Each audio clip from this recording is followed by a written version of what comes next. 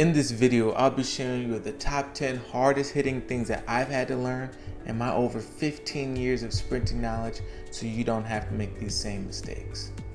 In complete transparency, if you are willing to take some of the knowledge that I'm going to share with you that I've accumulated over 15 years of sprinting, from being a youth athlete, to being a high school state champion, to being a conference champion in college, to multiple time All-American, and now a professional sprinter with a PB of 10:08, then you're probably not going to make it far as a sprinter, because it is very important to be a student of your game. Let's dive right in. Alright, so let's dive into a topic that's pretty common here on YouTube. I know there's a lot of other sprinters or other creators that might be making content similar to this, but I feel like they're always missing this one key fundamental aspect of it. We're talking about speed fundamentals, running with control and intention to get faster. This is something that can overwhelm a lot of athletes or even get redundant because it's so constantly repeated. And I get it. It can feel repetitive, but when it comes to building a strong technique, strong balance, a big foundation for explosive power, sprinting speed and quality reps is where the real work actually lies. These are the basic building blocks of speed. Now, it's crucial to understand the mechanics behind sprinting, and this is something that I've covered in our free education on Sprint University.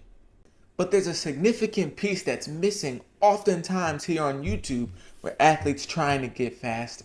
Now, most of the discussion here on YouTube is focused on the physiology adaptation of sprinting, like fast twitch muscle fiber recruitment, or neuromuscular coordination, or even energy system deficiencies. They dive into these topics in fine detail, overcomplicating what's the most important aspect from an athlete and not from an actual coach aspect, and what actually improves their race as an athlete. We all understand that muscular adaptation is important, and improved force output is important. And yeah, they're all essential by all means. But what often is left out is why focused, controlled sprinting practices actually benefit us as sprinters. Alright, now, it's not just about how physical changes can improve through high intensity sprint training. A lot of the development that actually occurs, like increased sprint speed and explosiveness, actually come natural through consistency in training. And you can fine tune this by nailing sprint mechanics and optimizing your form. Correct. But for most sprinters, just getting out there running and sprinting on a regular basis, fast and often, can take you from a baseline of explosiveness level to a point where you're actually well above to where you were before. That, mixed with a great training program, alone can take you beyond most of your competitors in track and field. Now, the key here is actually staying injury free, and that's where controlled, deliberate practices come in. If you're pacing yourself, focusing on good form, and respecting your body's limits, you're going to be able to keep training and not become injured. Remember, the golden rule for sprint training is to sprint fast and often, take full complete rest, and take 48 to 72 hours in between sprint sessions.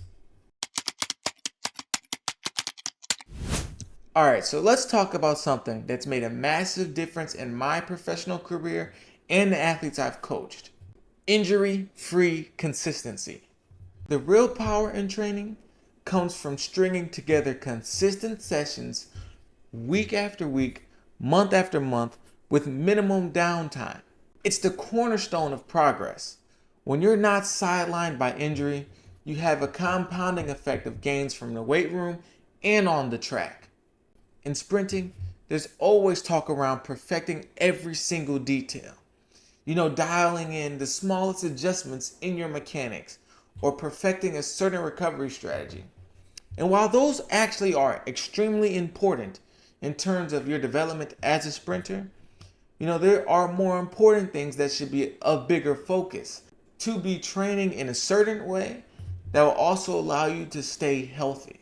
So running at a controlled, intentional pace lets you wake up and ready to hit the next day without feeling unnecessary pain in your joints or swelling in your muscles. The goal here is not to be smashing yourself every single day you go to the track. Instead, think about taking the time to build an explosive base so that when you do push hard, your body can handle it. Refer back to the golden rule I said earlier in this video. Now let's talk about energy systems briefly. In sprint training, a lot of what we actually do does condition the anaerobic system, which means the building of the explosive power without overtaxing yourself every single day. Think of it like this. Just because you're sprinting doesn't mean every single day is an all-out race. Slower, controlled reps teaches your body true efficiency, allowing you to recruit more muscle fibers and strengthening your neuromuscular system without burning out as an athlete. Now, when you're ready to go all out, your body will respond because it's been primed from consistent, quality training sessions. The key word here is quality and consistent training sessions. I want to emphasize something that people don't really talk about here. When you're sprinting, the concept of burning calories doesn't necessarily mean losing body fat. That's all about diet. I've gone through intense sprint training sessions where my nutrition was dialed in and the fat absolutely melted off. But I've also had training blocks of the same volume and pretty much the same intensity where I wasn't as strict with what I was eating. My weight didn't budge at all. You have to dial in your nutrition if you want to lose the fat necessary to sprint at a high level. You cannot outrun, you cannot outtrain, you cannot outdo anything when you have a bad diet.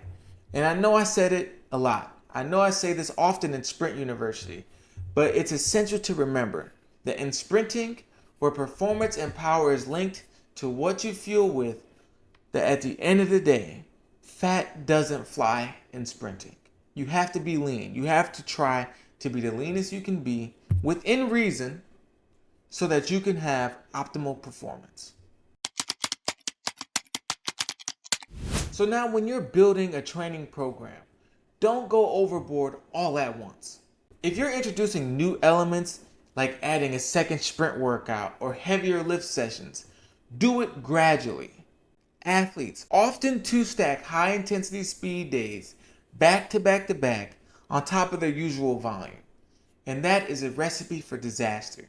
You don't want to overload anything all at once, and that overload can actually tip you over the edge. Trust me on this. I've seen it happen far too many times. Start with one small adjustment and see how your body responds, and then go from there. It's all about accumulating volume and load over time. Next, let's talk about sprint progressions of speed work, right? Not all speed training is the same. For instance, if you're just starting, you might begin with longer hill runs or longer hill sprints to build strength. This will allow you to build a base without the high impact of a flat sprint. From there, you might want to work into some controlled tempo runs or even some under-overs. The key here is to focus on endurance and form at a slightly lower intensity. It's all about moving up that intensity ladder smartly. Starting off with those long hills, a tempo, then more demanding intervals as the season moves on. And I'm not saying to go out here and turn to a cross-country runner if you're a sprinter. But what I am saying is this kind of progression protects your body so you're less likely to end up being hurt or forced out of training, ultimately hurting you in the long term from accumulating weeks and months and stringing together strong training sessions. Now, when it comes to strength work, there's a lot of questions that I get asked on the daily about what's the best exercises, or what should I do? Should I lift heavy? Should I lift fast? When should I do plyometrics? All these questions are great questions, and I can understand how difficult this will be, especially when you want to program it into your actual sprinting program. There is a time for heavy lifts like your squats and deadlifts, but when you're in the heart of sprint training, it's not the time to go all out and max in the weight room. You don't want to have a heavy leg day to mess with your sprint quality. Instead, focus on neuromuscular control, mobility, coordination, These kind of exercises will reinforce the injury prevention and will keep you from having injuries in the weight room, but allow you to have solid form on the track. Remember this one thing, guys. You are sprinters. Lifting weights for sprinting is a means to the end. If you've ever seen a physio, these prescribed exercises are not for rehab. They're for maintenance. They are a maintenance tool. Keep these in your routine. Even if you're just feeling great, just 15 to 20 minutes a couple times a week can make all the difference in keeping your body resilient and ready for high intensity work. And this last point might be the most important point that all of us sprinters have to learn. Don't let your inner drive push you to ignore pain. Every athlete has been there, but running through pain is not the way to greatness. I'd rather see you take a couple of rest days and be proactive with recovery than push through and end up with an injury that could sideline you for months. Training isn't about playing catch up. It's about sustainable progress. And if you are feeling that you have a strain from a hard workout that week, listen to your body. Don't allow that strain come into a pool, which could come into a tear. Listen to your body and give it the recovery it deserves. And as a high performance athlete, which I assume you are watching this video, treat your body as such. So whether you're chasing a new personal best, aiming for the podium, remember consistency, smart progression, injury prevention are the keys to unlocking true speed potential. There's not a certain speed program. There's not a certain exercise. No matter what all these influencers or non-actual professional sprinters are trying to teach you on social media, make sure you are majoring in these areas and you will see gains. Now, if you like more information like this, you can click the link in the description that will take you to a free community of all sprinters trying to get faster. I'll see you guys in the next video.